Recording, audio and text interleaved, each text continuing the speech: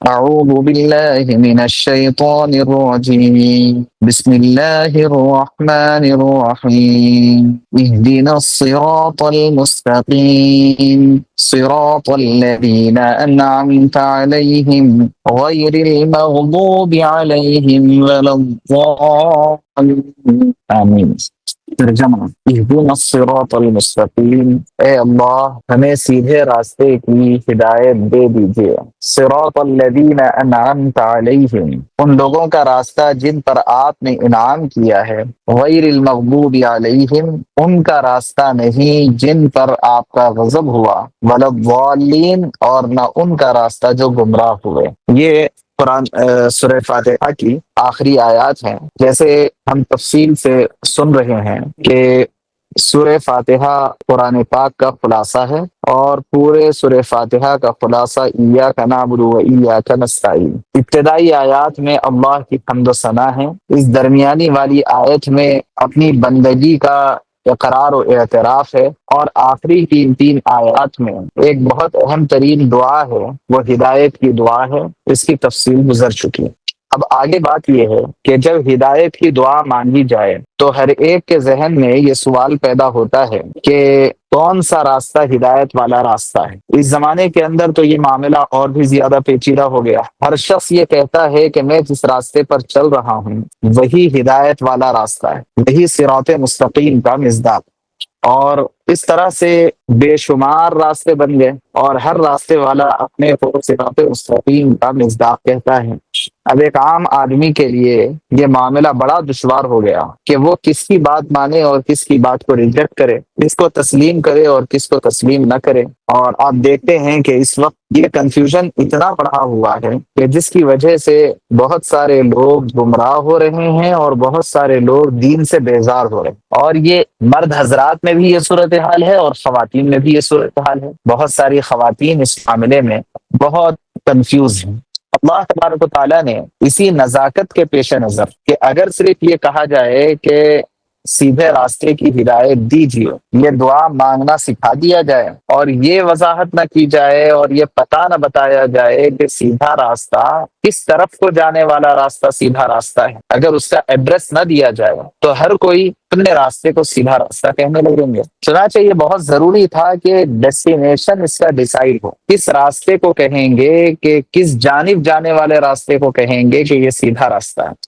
چنانچہ اللہ تبارک و تعالیٰ نے اس ڈیسٹینیشن کی وضاحت کر دی ہے اس کے بعد والی آیت کہ دیکھو وہ راستہ، یہاں یہ نہیں فرمایا کہ جنت کی جانب جانے والا راستہ سیدھا ہے کیونکہ ہر کوئی کہے گا کہ یہ جنت کا راستہ، یہ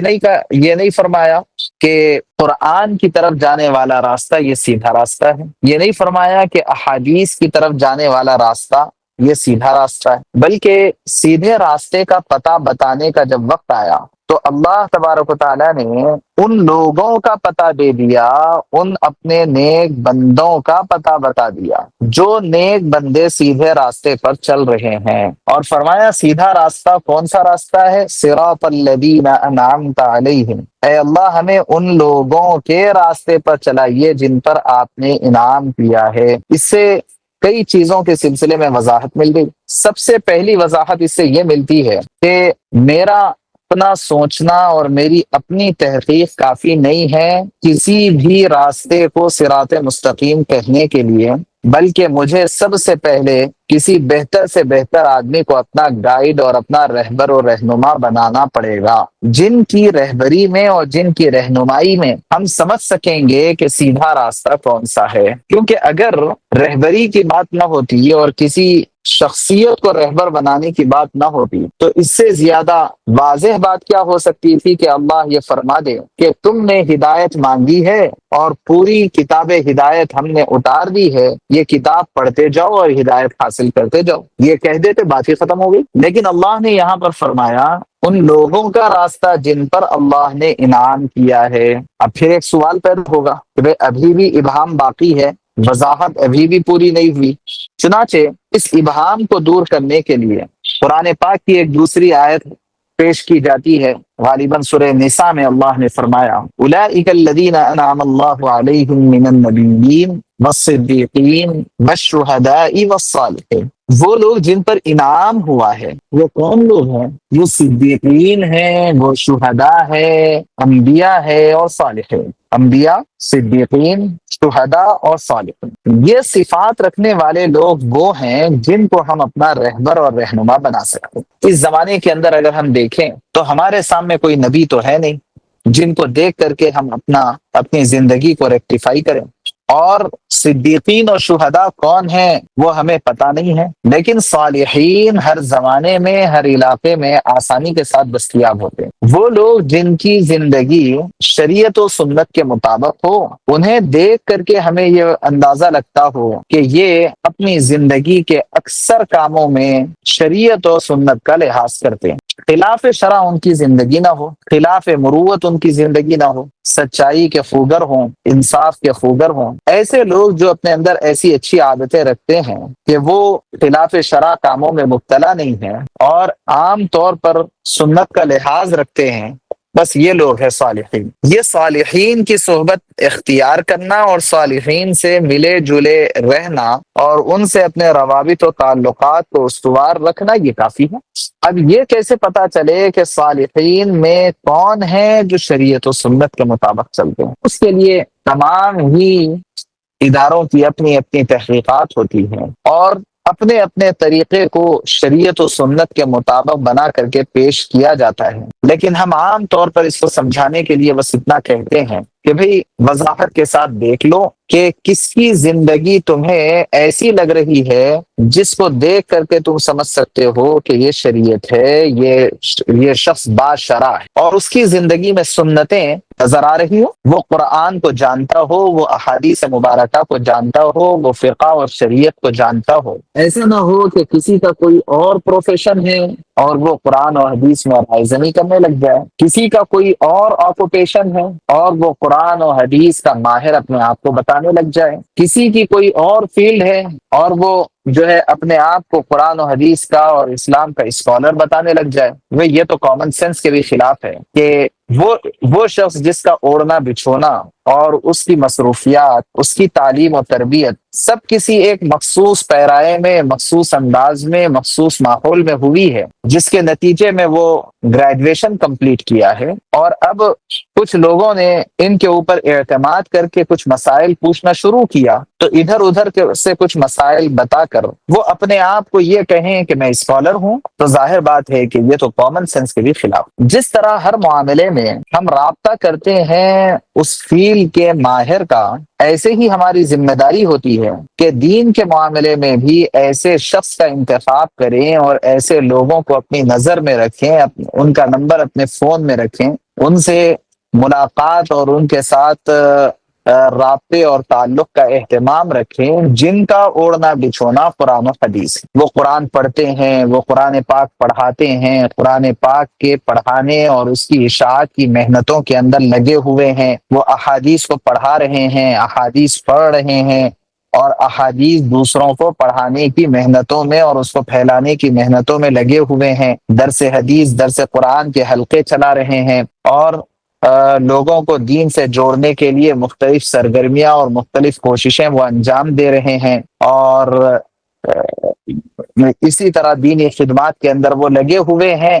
وہ سوتے ہیں تو ان کی تھکن یہ دینی سرگرمیاں، اور جب اٹھتے ہیں تو ان کی سوچ یہی دین سے متعلق۔ اب یہ وہ لوگ ہیں جنہوں نے اپنا اوڑھنا بچھونا یہ قرآن و حدیث کو بنایا ہوا ہے۔ جتنا ڈیپتھ کے ساتھ قرآن حدیث کو یہ شخص جان سکتا ہے اتنا وہ دوسرے نہیں جانتے، تو اس وجہ سے بہرحال اللہ تبارک و تعالیٰ نے فرمایا صراط الذین انعمت علیہم، ان لوگوں کا راستہ سیدھا راستہ ہے جن پر آپ نے یعنی اللہ نے انعام کیا ہے، منعم علیہ ان کو کہتے ہیں۔ یہ تو ہو گیا ایک مثبت پازیٹیو پہلو، لیکن آگے اللہ نے اس کا نیگیٹو پہلو بھی پیش کیا کہ اس راستے پر چلنا ہے اور نہیں چلنا ہے تو کون سے راستے پر، اس کے بھی دو پوائنٹ بیان کر دیا کہ صراط مستقیم تو وہ ہے جو منعم علیہ کا راستہ ہے، لیکن ان لوگوں کا راستہ جن پر اللہ کا غضب نازل ہوا، ان کا راستہ جو گمراہ ہو گئے، اے اللہ ہمیں ان کے راستے پر نہ چلائیے۔ تو ظاہر ہے کہ اللہ کا غضب بھڑکتا ہے ایسے وقت میں جب کہ ہمیں کسی بات کا علم ہے اور علم ہونے کے باوجود اللہ کی نافرمانی کر رہے ہوں۔ آپ کے بیٹے کو پتا ہے کہ آپ غلط صحبت میں رہنے سے اور غلط لوگوں کے ساتھ اٹھنے بیٹھنے سے آپ کے والد ناراض ہوتے ہیں، پتا ہے، اس کے باوجود بھی وہ بیٹا بری عادتوں والے لوگوں کے ساتھ اٹھتا بیٹھتا ہے، تو ظاہر ہے کہ اس کی وجہ سے والد کا غضب بھڑکے گا، غصہ بھڑکے گا، اور بچے کو اس کا نقصان ہوگا اس غصے کا۔ وجہ کیا ہے کہ علم کے باوجود عمل نہیں، تم جانتے بوجھتے عمل نہ کرنا، یہ اللہ کے غصے کو بھڑکانا ہے۔ اور بہت سارے لوگ وہ ہوتے ہیں جن کو جب یہ بتایا جاتا ہے کہ جانتے بوجھتے اگر عمل نہ کیا جائے تو اللہ غصے میں آ جائے گا، تو پھر وہ کیا کرتے ہیں کہ بھئی جاننے کی کوشش و فکر ہی نہ کرو۔ بہت سارے لوگ بولتے ہیں کہ ارے بھائی وہ شادی کے مسائل کے معاملے میں وہ مفتی صاحب کے پاس مت جاؤ، کیونکہ اگر جائیں گے اور شادی کیسا کرنا ہے اس سلسلے میں تمہیں معلومات ہو جائیں گے تو پھر معلوم رکھ کے عمل نہیں کرے تو گناہ ڈبل ہو جاتا، اس وجہ سے جاؤ ہی مت۔ یہ ایک نیا فتنہ شروع ہو گیا ہے، معلومات رکھ کے پھر عمل نہیں کرے تو گناہ ڈبل ہو جائے گا، اس لیے معلومات ہی مت کرو۔ جب معلومات ہی نہیں کریں گے تو پھر جو ہے دین کا پتہ ہی نہیں، اور دین کا پتہ نہیں ہے تو پھر بے دین۔ تو اللہ تبارک و تعالیٰ نے اگلے جملے میں انہی لوگوں کا بیان فرمایا کہ مغضوب علیہم تو وہ لوگ ہیں جو جانتے بوجھتے عمل نہیں کرتے، ان پر تو اللہ کا غضب نازل ہوگا۔ اور ضالین وہ لوگ ہیں جو گمراہ ہوئے، یعنی نہ جاننے کی وجہ سے وہ غلط روٹ پر چلے گئے، غلط راستے پر چلے گئے، گوگل سے مسئلہ پوچھ لیے، اور گوگل تو بھائی ایسا ہے کہ کئی مرتبہ آپ تک ہم نے جب اس سے راستے کا مسئلہ پوچھا تو ہم راستہ بھٹک گئے، کئی مرتبہ وہ غلط راستے پر لے کے چلا گیا۔ تو جب دنیاوی راستے کا پتہ وہ صحیح نہیں بتا سکتا تو جنت کے راستے کا پتہ صحیح کیسے بتائے گا؟ اس کو کیا پتا ہے کہ جنت کا راستہ کیا ہے؟ تو ضالین وہ لوگ ہیں جو نہ جاننے کی وجہ سے گمراہ ہو گئے، مغضوب علیہم وہ ہے جو جاننے کے باوجود عمل نہ کرنے کی وجہ سے اللہ کے غصے کا ذریعہ اور سبب بن گئے۔ تو یہ دو صفات اللہ نے بیان فرمائی ہے، اور ان دو صفات کو بیان کر کے اللہ تبارک و تعالیٰ نے یہ فرمایا کہ سیدھا راستہ اگر چاہتے ہو تو ان لوگوں کا راستہ پکڑ لو جو جن پر انعام ہوا ہے، ان کے راستے سے بچتے رہنا جن پر اللہ کا غضب نازل ہوا ہے اور جو گمراہ ہوئے۔ اب یہ مغضوب علیہم ولضالین کا قومی اعتبار سے مصداق کون ہے؟ تو اللہ نے تو صفات بیان فرما دی۔ اب جن جن کے اندر یہ صفات پائی جائے گی وہ سب اس کے مصداق رہیں گے، وہ سب ہمارے لیے کوشن ہے، سب ہمارے لیے خطرہ ہے، اس سے بچ کر کے رہنا ہے، ٹھیک ہے۔ قرآن نازل ہونے کے زمانے میں مغضوب علیہم کے مصداق تھے یہودی، ان کے پاس توریت تھی، ان کے پاس تورات کو جاننے والے ان کے علماء موجود تھے، اور اس زمانے کے اندر یہودی قوم پڑھی لکھی قوم سمجھی جاتی تھی۔ مشرکین بہت سارے معاملات میں یہودیوں سے مسائل پوچھ کر کے عمل کیا کرتے تھے، ان کا عزت و احترام بھی کیا کرتے تھے،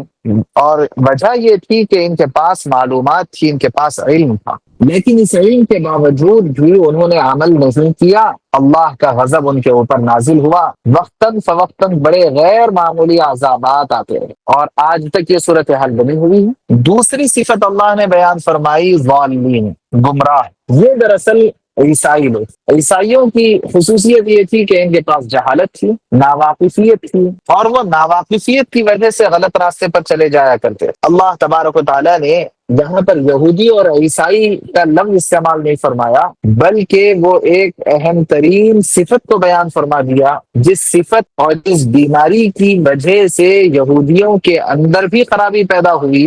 اور جس بیماری کی وجہ سے عیسائیوں کے اندر بھی خرابی پیدا ہوئی۔ اس کے بعد آپ اس کسوٹی کو سامنے رکھ کر کے پرکھ لیجئے، دیکھ لیجئے کہ جہاں کہیں گمراہیاں ہیں وہاں پر یا تو جانتے بوجھتے عمل نہ کرنے کی وجہ سے ہے، یا یہ کہ جاننے سے یعنی علم سے پیچھے رہنے کی وجہ سے اور جہالت کی وجہ سے پریشانیاں ہیں۔ اللہ تبارک و تعالیٰ نے ہمیں سکھایا ہے یہ دعا کہ ہم اللہ سے مانگتے رہیں کہ اے اللہ نہ ہمیں مغضوب علیہم میں بنائیے اور نہ ہی گمراہ لوگوں میں ہمیں بنائیے، بلکہ سیدھا راستہ دکھا دیجیے۔ اب یہ سیدھا راستہ دیکھنے کے لیے سب سے آسان طریقہ کیا ہے کہ ہم خود اپنے اندر وہ صلاحیت پیدا کریں کہ جس کے نتیجے میں ہم سیدھا راستہ اور ٹیڑھا راستہ اس کا امتیاز کر سکیں، شدھ بدھ ہمارے اندر پیدا ہو جائے۔ قرآن پاک میں اللہ تبارک و تعالیٰ نے کیا فرمایا ہے یہ معلوم ہو اور وہ سمجھنے کی صلاحیت ہمارے اندر پیدا ہو۔ احادیث میں رسول اللہ صلی اللہ علیہ وسلم کیا فرما رہے ہیں براہ راست اس کو سمجھنے کی صلاحیت پیدا ہو جائے ہمارے اندر۔ تو ان صلاحیتوں کے پیدا کرنے کے لیے یہ سلسلے الحمدللہ چل رہے ہیں کہ یہ ہفتہ واری تفسیر کا نظام ہے، اور ایسے ہی ابھی شارٹ ٹرم کورسز تو ہمارے ابھی نہیں ہے، انشاءاللہ اس کا اعلان کیا جائے گا، اس کا نظام ہوتا ہے۔ ایسے ہی عالمیت کا نظام ہوتا ہے جس کے اندر عربی گرامر پڑھائی جاتی ہے، نحو اور صرف پڑھائی جاتی ہے، فقہ پڑھائی جاتی ہے،